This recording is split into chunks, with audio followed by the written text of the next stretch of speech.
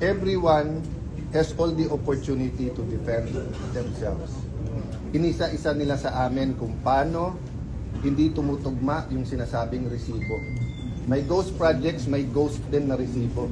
Halimbawa, kay Senator Jinggoy, naka-Amerikana siya nung birthday niya. Sabi nung witness, yun yung birthday niya. Kay Senator Joel, hindi pala screenshot yun, ha?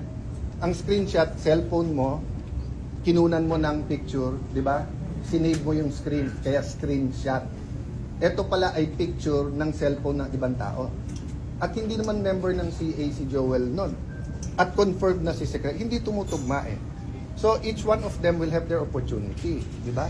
Ang tanong, sa daming binanggit from the DPWH to congressmen, bakit nakafocus tayo dito sa Senado? Kung meron tayong problema dito sa Senado, file kayo sa Ethics Committee. Di ba? Katulad nun, ba't hindi nasabihin kung yung sa CCTV kanino pumunta? O ngayon, suspect nyo tuloy lahat. O ngayon, kung CCTV ang pag-uusapan natin, pwede palang mangplanta na dito. Papuntahin natin isang contractor sa isang media, tapos sabihin natin yung media na yan ay ganito.